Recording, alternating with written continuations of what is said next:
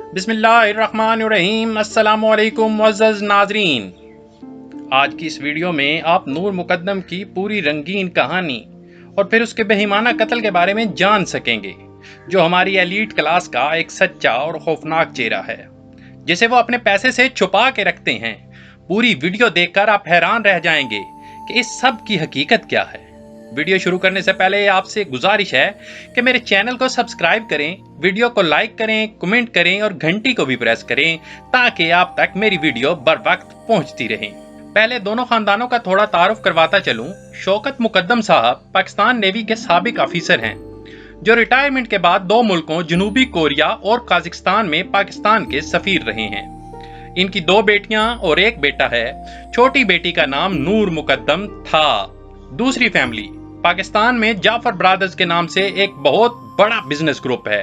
یہ لوگ اربوں کھربوں روپے کے مختلف کاروبار کرتے ہیں۔ جعفر برادر کے ایک بھائی عبد القادر جعفر لندن میں پاکستان کے ہائی کمشنر بھی رہ چکے ہیں۔ ان کے صاحبزادے ذاکر جعفر بھی ارب پتی ہیں۔ ذاکر جعفر کا بزنس برطانیہ اور امریکہ تک پھیلا ہوا ہے۔ کراچی میں رہتے ہیں، لیکن دیگر عمراء کی طرح انہوں نے بھی اپنا ایک گھر اسلام آباد کے پوش ایریے F74 میں بنا رکھا ہے اور فیملی کراچی اور اسلام آباد دونوں جگہ پر رہتی ہے۔ ذاکر جعفر کے 2 بیٹے اور 1 بیٹی ہے۔ ذاکر جعفر کے بڑے بیٹے کا نام ظاہر ذاکر جعفر ہے، جسے عام طور پر ظاہر جعفر کہا جاتا ہے، اور یہی ظالم شخص ہے جو امریکہ میں پیدا ہوا، نیو جرسی میں پڑھتا رہا اور اس نے لندن میں بھی تعلیم حاصل کی۔ یہ صاحب آج کل پاکستان میں آئے ہوئے تھے۔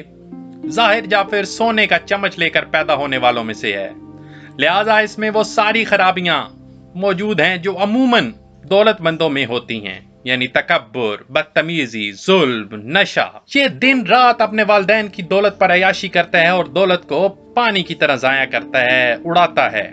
اب آتے ہیں ان دونوں کے تعلق کی طرف۔ نور مقدم اور ظاہر جعفر دونوں دوست ہیں اور ان کی دوستی بہت پرانی ہے اور دوستی کافی حد آگے تک کی ہے۔ یہ ایک دوسرے کے ساتھ کھاتے ہیں، پیتے ہیں، گھومتے پھرتے ہیں اور ان دونوں کے خاندان بھی ایک دوسرے کو جانتے ہیں۔ اب مسئلہ شروع ہوتا ہے 19 جولائی کو، عید سے پہلے، جب نور مقدم اچانک اپنے گھر سے غائب ہو جاتی ہے۔ اس کے والدین اسے تلاش کرنا شروع کرتے ہیں، وہ نہیں ملتی، اس کا فون بھی بند آ رہا ہوتا ہے۔ اس کے والد شوکت مقدم ظاہر جعفر کے والد ذاکر جعفر سے رابطہ کرتے ہیں۔ ذاکر جعفر ان کو جواب دیتے ہیں کہ میں تو کراچی میں ہوں اور میں نے پتہ کیا ہے، لیکن نور جو ہے وہ ظاہر کے ساتھ نہیں ہے۔ والدین تشویش کے عالم میں ہر طرف فون کرنا شروع کرتے ہیں تاکہ نور کا پتہ چل سکے، لیکن کسی طرف سے اس کی کوئی خبر نہیں آتی کہ اچانک نور کا فون آن ہوتا ہے اور وہ اپنی والدہ کو فون کرتی ہے، جس میں وہ اپنی والدہ کو بتاتی ہے کہ میں دوستوں کے ساتھ لاہور آئی ہوئی ہوں اور 1-2 دن تک واپس آ جاؤں گی، آپ پریشان نہ ہوں۔ اور یہ اس سوسائٹی میں ایک عام سی بات ہے، ایک کامن بات سمجھی جاتی ہے، جس سے اس کی والدہ مطمئن ہو جاتی ہے۔ لیکن اگلے ہی دن کہانی کھلتی ہے کہ وہ لاہور نہیں تھی، وہ ظاہر جعفر کے ساتھ اس کے گھر پہ تھی، اور ذاکر جعفر نے شوکت مقدم کے ساتھ جھوٹ بولا تھا۔ 20 جولائی 4 بجے نور اور ظاہر کا جھگڑا ہوا۔ ظاہر نے اسے مارنا شروع کیا اور اس حد تک اسے زدوکوب کیا کہ وہ اپنی جان بچانے کے لیے روشن دان سے چھلانگ لگانے پر مجبور ہوئی۔ باہر چھلانگ لگانے پر وہ گرل کے ساتھ ٹکرائی اور اے سی کے آؤٹ ڈور کے ساتھ بھی ٹکرائی اور فرش پر گرنے سے شدید زخمی ہو گئی۔ گھر پر اس وقت 2 ملازم تھے، ایک خانسامہ اور دوسرا چوکیدار۔ یہ جوان لوگ ہیں۔ نور ان کے سامنے فرش پر گری اور گھسٹ کر گیٹ کی طرف بڑھتی ہے۔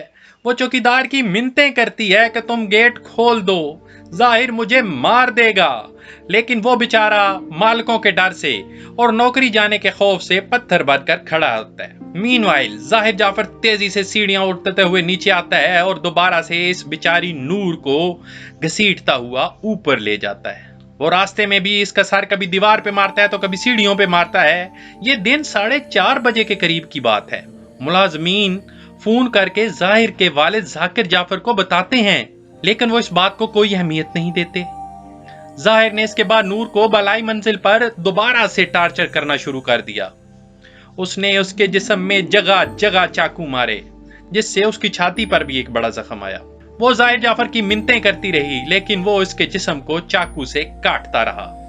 اور انتہائی صفاقی کا مظاہرہ کرتا رہا۔ ظاہر نے اس دوران اپنے والد کو فون کر کے بتایا کہ نور میرے ساتھ شادی نہیں کر رہی، میں اسے قتل کر رہا ہوں۔ اور والد صاحب کی دیکھیے، انہوں نے پہلے چوکیدار کی شکایت بھی تھی ان کے پاس، لیکن انہوں نے ظاہر کی اس بات کو پھر بھی سنجیدہ نہیں لیا۔ جب ملازمین نے دوبارہ سے اس کے والد کو بتایا کہ کمرے کے اندر سے چیخوں کی اور آہو پکار کی، آہو بکا کی آوازیں آ رہی ہیں اور لوگ گھر کی طرف دیکھ رہے ہیں، والد نے پھر بھی چوکیدار سے کہا تم فکر نہ کرو، میں ابھی ریہیبلیٹیشن سینٹر، تھراپی سینٹر والوں کو بھیجتا ہوں۔ اب یہ تھراپی سینٹر کیا ہے آپ میں سے اکثر نہیں جانتے ہوں گے، جی امیروں کے امیروں والے چونچلے۔ اسلام آباد کے F7 سیکٹر میں اعلیٰ طبقے کے بچوں کے لیے ایک نفسیاتی ریہیبلیٹیشن سینٹر ہے۔ یہ سینٹر پارٹیوں کے دوران امراء کے بچوں کو سنبھالتے ہیں۔ ذاکر جعفر نے وہاں فون کیا اور بڑے عام سے لہجے میں کہا، یعنی ابھی بھی انہیں کسی قسم کی کوئی پریشانی نہیں، میرے گھر میں کسی کو بھجوا دو، وہاں ظاہر کسی لڑکی کے ساتھ سولیسائٹ کر رہا ہے۔ سولیسائٹ؟ جی، سولیسائٹ اعلیٰ طبقے کی انگریزی میں غیر قانونی، غیر اخلاقی جنسی تعلق کو کہتے ہیں۔ والد کا لہجہ اتنا معمولی تھا کہ ڈاکٹر بھی حیران رہ گیا۔ بہرحال تھراپی سینٹر نے اپنی ٹیم فوراً بھجوائی۔ اس دوران ظاہر اور نور کے دوست بھی ان کے گھر پہنچ چکے تھے۔ وہ گیٹ پر کھڑے تھے اور ٹیلی فون پر ظاہر کے ساتھ بات چیت کر رہے تھے۔ تھراپی سینٹر کی ٹیم نے ظاہر کو دروازہ کھولنے کو کہا، اس نے انکار کر دیا۔ ٹیم لیڈر امجد سیڑھی لگا کر اوپر گیا، اس نے کھڑکی توڑ دی اور اندر کی صورتحال دیکھ کر سکتے میں آ گیا۔ پورے کمرے میں خون تھا، جبکہ نور کا سر جسم سے الگ دور پڑا تھا۔ امجد نے ٹیم کو آواز دی، فوراً اوپر آ جاؤ، لیکن ٹیم کے پہنچنے سے پہلے ہی ظاہر نے امجد پر بھی حملہ کر دیا۔ گولی چلائی، لیکن خوش قسمتی سے گولی پستول میں پھنس گئی۔ اس نے پھر اسی چاقو کے ساتھ امجد پر بھی حملہ کر دیا۔ چاقو امجد کے جگر میں لگ گیا، لیکن وہ بہرحال اس سے لڑتا رہا۔ اس نے ظاہر کو گرا لیا۔ اسی دوران ٹیم آ گئی اور سب نے مل کر ظاہر کو باندھ دیا۔ ہمسائے یہ افراتفری دیکھ رہے تھے۔ ایک ہمسائے نے پولیس بلا لی۔ پولیس بھی اندر داخل ہو کر سکتے میں آ گئی۔ پولیس نے ظاہر ذاکر جعفر کو گرفتار کر لیا۔ شوکت مقدم کو بھی سانے کی اطلاع دی گئی۔ ظاہر کا والد کراچی سے واپس آ گیا اور آ کر پولیس پر چڑھائی کر دی۔ اس کا بار بار کہنا تھا کہ آپ میرے بیٹے کو قاتل کہنے والے ہوتے کون ہو؟ یہ فیصلہ عدالت کرے گی۔ پولیس نے اسے سمجھایا، لیکن دولت میں اگر تکبر نہ ہو، اگر غرور نہ ہو، تو پھر دولت نہیں کہلاتی۔ ذاکر جعفر نے بھی وکلا کی لائن لگا دی، پیسے کو پانی کی طرح بہایا اور ہر طرح سے دباؤ بھی ڈالنا شروع کیا۔ لیکن یہاں میں پولیس کی تعریف کروں گا کہ پولیس نے اس معاملے کو سنجیدہ لیا اور اپنے موقف پر ڈٹی رہی۔ تفتیش آگے بڑھتی ہے اور ثابت ہوتا ہے کہ اگر ظاہر جعفر کے والدین معاملے کو سنجیدہ لے لیتے اور اپنے بیٹے کو بیجا سپورٹ نہ کرتے تو نور مقدم بچ سکتی تھی۔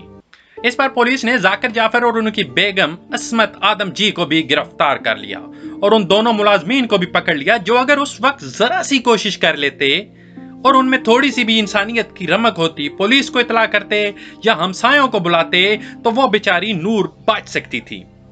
ذاکر جعفر اور ان کی بیگم عصمت آدم جی نے گرفتاری سے بچنے کے لیے ساری کوششیں کی، لیکن بہرحال پولیس کی استقامت کی میں پھر تعریف کروں گا کہ اس کی وجہ سے یہ کوشش ناکام ہوئی۔ اب قاتل ظاہر جعفر، اس کے والدین، ملازمین سب جیل میں ہیں۔ جعفر فیملی اب قاتل ظاہر جعفر کو بچانے کے لیے اسے نفسیاتی مریض اور نشئی ثابت کرنے کی کوشش کر رہی ہے۔ یہ لوگ جان بوجھ کر سوشل میڈیا پر اور دیگر پلیٹ فارمز پر یہ خبریں پھیلا رہے ہیں کہ یہ امریکہ میں بھی جیل میں رہا، اسے لندن سے بھی وائلنس کی وجہ سے نکال دیا گیا، وغیرہ وغیرہ۔ یہ بھی پتہ چلا ہے کہ ذاکر جعفر اور عصمت آدم جی کو جب نور کے قتل کا علم ہو گیا تو انہوں نے تھراپی سینٹر کے ساتھ مل کر ظاہر جعفر کو نفسیاتی مجرم بنانے کی کوشش کی۔ پولیس کو بھی گھر میں داخل ہونے کی اجازت نہیں دی گئی تھی، پولیس گیٹ پھلانگ کر اندر گئی تھی۔ پولیس نے جب ظاہر کو گرفتار کیا تھا تو وہ اس وقت بھی ہوش و حواس میں تھا اور یہ آج بھی اپنی مکمل سینسز میں ہے۔ اور آپ ان صاحب کی چالاکی تو دیکھیے، یہ پولیس کے ہر سوال کے جواب میں ایک ہی جواب دیتے ہیں کہ میں امریکی شہری ہوں، مجھ پر پاکستانی قوانین کا اطلاق نہیں ہوتا، اور آپ مجھ سے میرے وکیل کے ذریعے سوال کریں۔ یہ صاحب پولیس کو بیان نہیں دے رہے تھے، لیکن پولیس نے جب اپنا طریقہ کار استعمال کیا تو ابھی یہ بیان دینے پر بھی رضامند ہیں اور انہوں نے ساری حقیقت بھی اگل دی ہے۔ اصل میں حقیقت یہ تھی کہ یہ صاحب پہلے سے معلومات حاصل کر رہے تھے کہ میں امریکہ کا سٹیزن ہوں، اس وجہ سے کیا میں یہاں کسی کو قتل کر سکتا ہوں، اور انہوں نے اس کی مکمل پلاننگ بھی کی ہوئی تھی کہ انہوں نے اگلے دن امریکہ کا ٹکٹ کروایا ہوا تھا، اور اگر یہ اس دن گرفتار نہ ہوتا تو آج امریکہ میں عیاشی میں مصروف ہوتا اور اسے اس قتل پر افسوس تک نہ ہوتا۔ لیکن قدرت کے منصوبے کچھ اور ہوتے ہیں۔ ابھی اس کیس میں دولت، مرتبے اور قانون کی جنگ ہے، جو پہلے تو ہمارے ملک میں ہمیشہ دولت اور مرتبہ ہی جیتتا ہے۔ دیکھیں اس کیس کا کیا بنتا ہے۔ ویسے میرے خیال میں ایسے لوگوں کو عبرت کا نشان بنانا چاہیے، تاکہ ہمارا معاشرہ ایک زندہ معاشرہ کہلا سکے اور دوسروں کے لیے ایک مثال قائم ہو۔ ملتے ہیں کسی اور ویڈیو کے ساتھ۔ اللہ حافظ۔